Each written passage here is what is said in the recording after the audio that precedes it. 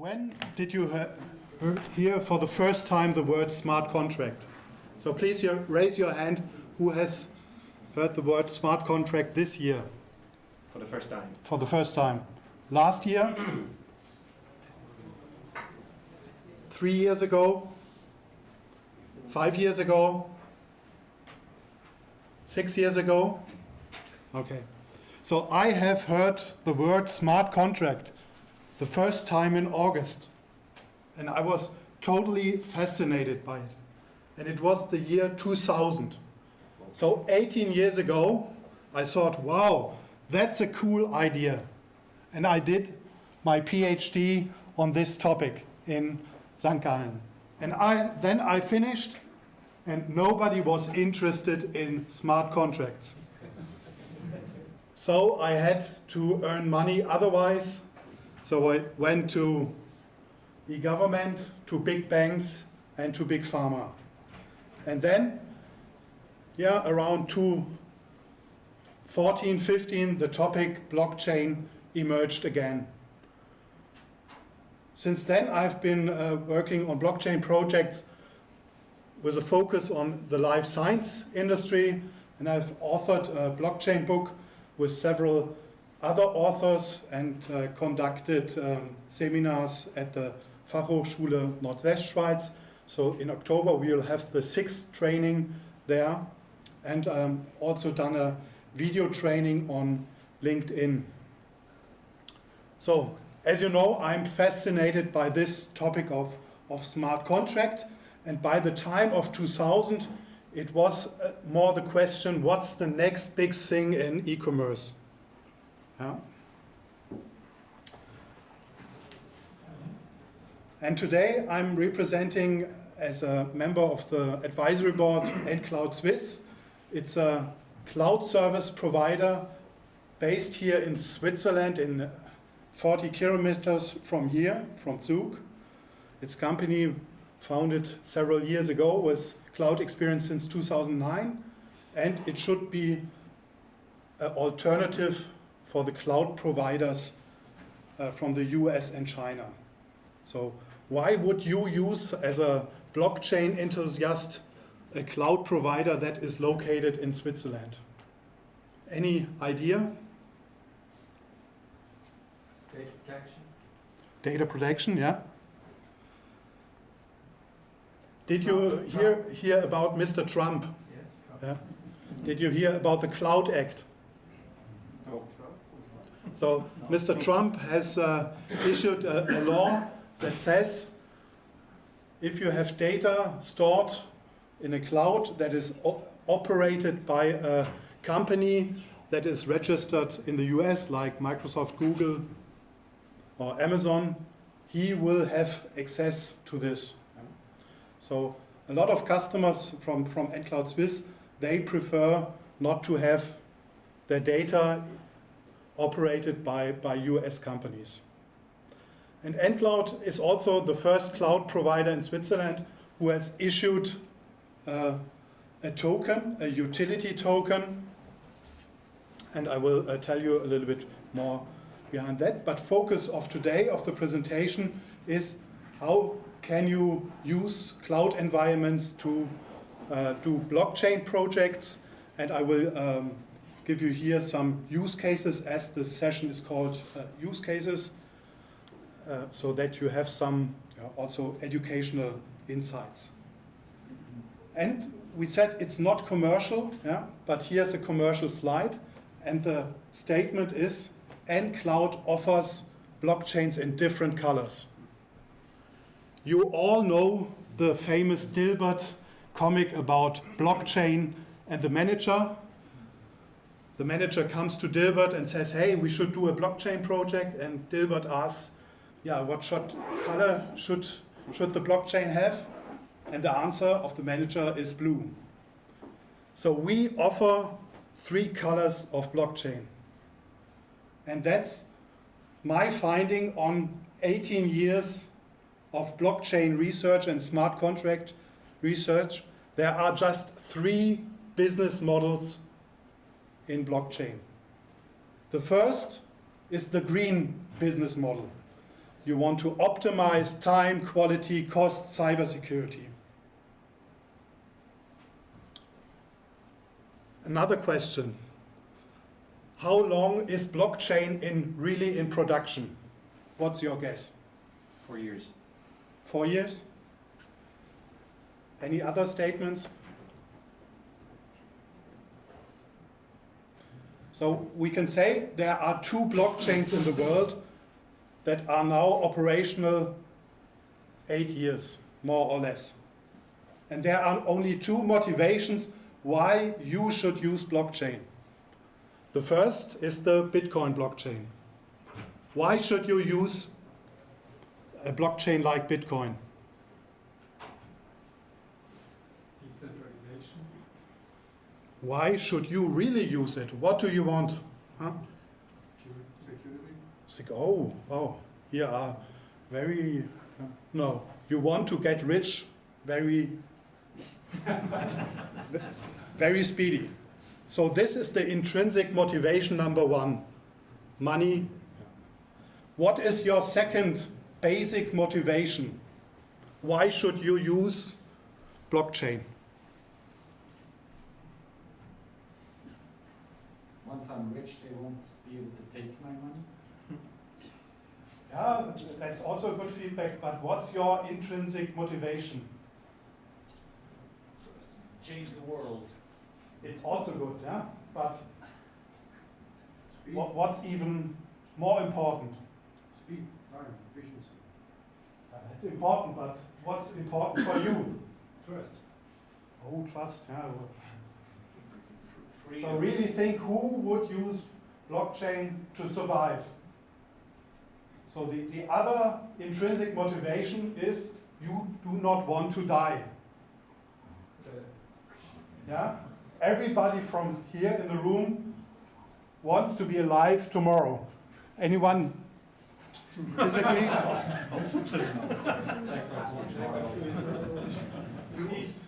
Okay. Raise your hand.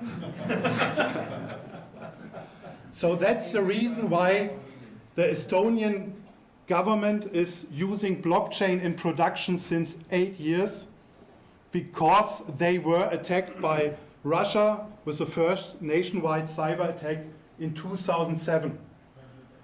And Estonian cryptographers thought, how can we protect ourselves from the next big cyber attack? And they invented a technology today applied by Gartime, and I will show you a little bit more into it, to protect their e-health data and e-government data from Russian cyber attacks. And they are so, they do not want to die. And secondly, they have a button where they can press, and then all data of Estonia is replicated all over the world in the embassies.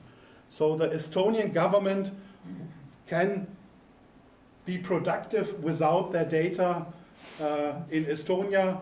That's the worst case if Russia would invade Estonia, but that's another project. But let's come to these colors. So on one side, somebody said yes, green, important, time, quality, cybersecurity. The next one, I call it the blue business model. It's about disruption, cut out the middleman. And it's, for example, decentralized energy trading. So one of my co-authors here in the book, he's called Michael Merz, and he, this week, he presented at the CeBIT. He has put up an energy trading network with 25 large energy companies that do over-the-counter trading now with a blockchain. Yeah? And they cut out the exchange for energies.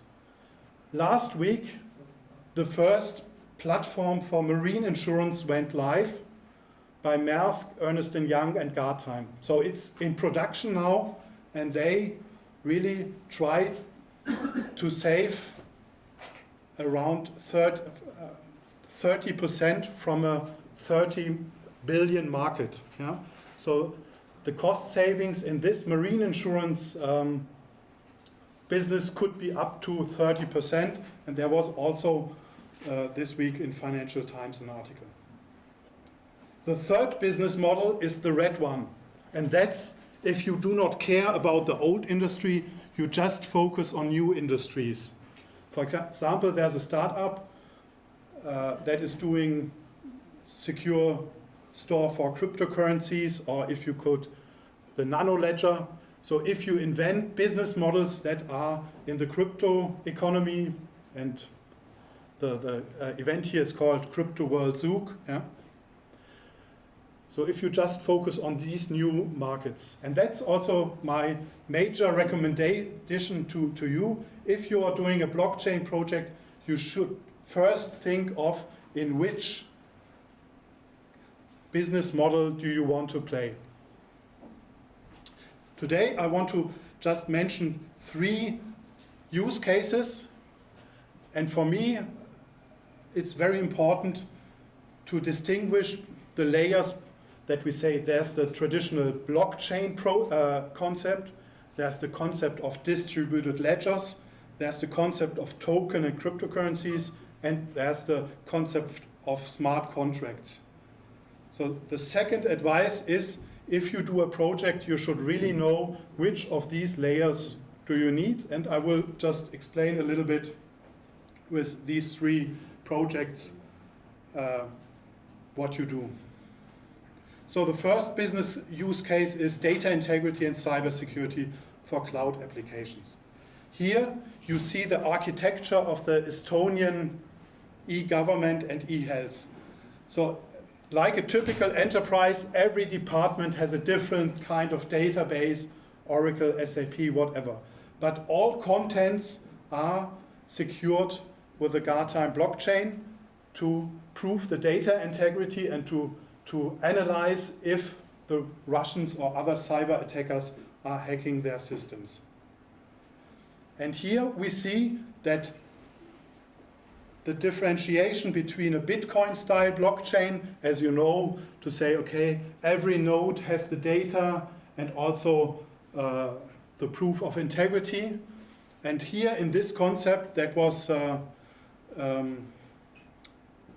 established from research in Estonia 2004 and is then since 2008 in production, is to say you have the raw data, you make hash values, metadata, and you send it to this calendar blockchain, and every second all events that are happening in this network are aggregated, and the company gets back a signature and they compare it to the document if it is not altered. Yeah? And that's what I said you want to survive. Who is using this mechanism? For example, the US military.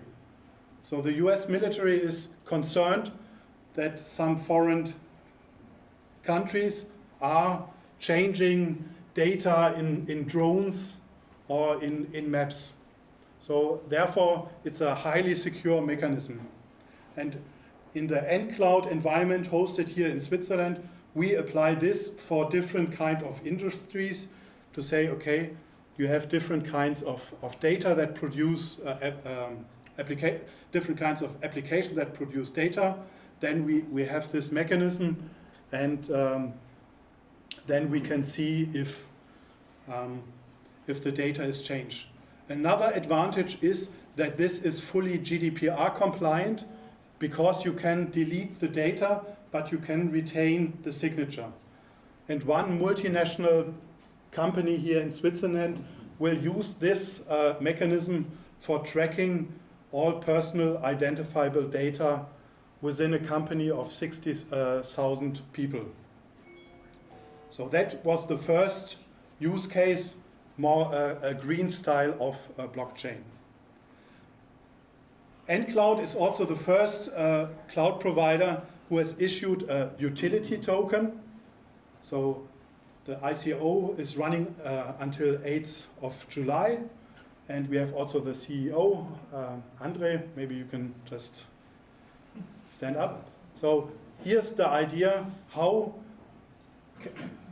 which benefits could the customer of a cloud service provider have, and therefore we have introduced this utility token. You get a rebate of your on the prices for cloud hosting, and for next year also a security token is planned.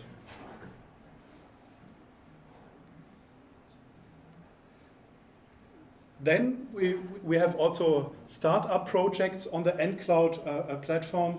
For example, a project called Smart Contracts Domains. This is about also cutting out the middleman. Who of you has a domain name? How have you bought this name? Which one? How do you buy domain names? Nick or any of the other posters? Yeah. So either you have an idea for a new word that has not been registered, or you have to go to a marketplace and get the domain. Yeah. For example, I think the domain broker.com was around $300,000. I think cafe.de last year was around $100,000. So there are professional domain name marketplaces. There are also ideas how you could decentralize this. There's a project called Ethereum Name System, where you say, okay, you could have domain names traded on a decentralized network. However, there is also research going on to say, so here the Ethereum team has created a new domain, ETH. Yeah. If you go to research for ENS, there's a domain. It's not an official internet domain. It's just a domain for smart contracts on the Ethereum blockchain. Yeah? And there are some installations where you can trade these names. However, the idea is also to expand to traditional domain names. So maybe next year you would be able to say, please send me one Ether to my name XYZ. Yeah? So I think there's a lot of potential for these new ideas. Also how to disrupt the traditional markets for domain trading, as well as inventing new types of domain name services and payment mechanisms. In addition, we have a startup project on Ncloud which is called Smart Credit. It's also developed on Ncloud, and it will create a lending marketplace for cryptocurrencies.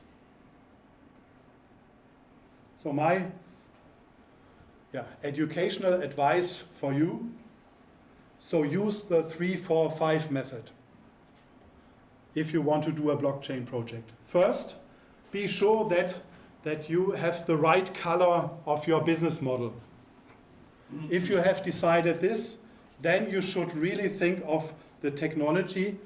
Do I just need a blockchain type of concept? For example, Estonia is not putting its government data in the blockchain. Yeah? It's just the data integrity. There are other projects for distributed ledgers, token, and whatever. Yeah? Daniel, just to inform you, we're up to 20 minutes. If you have a few more to complete, then we can go to Q&A. Yeah. So, and the last is that you then should focus on 5 specific areas. So, what's your use case? Focus, data integrity. Is it more registry service trading? Who are the participants? Operational model, functionality, architecture. So that's my advice for today. And you can try out Ncloud as a hosting platform, or join us our more software developer-oriented training. And if you are interested more in the business models, we have also a training in Basel at the Fachhochschule. Daniel, thank you so much.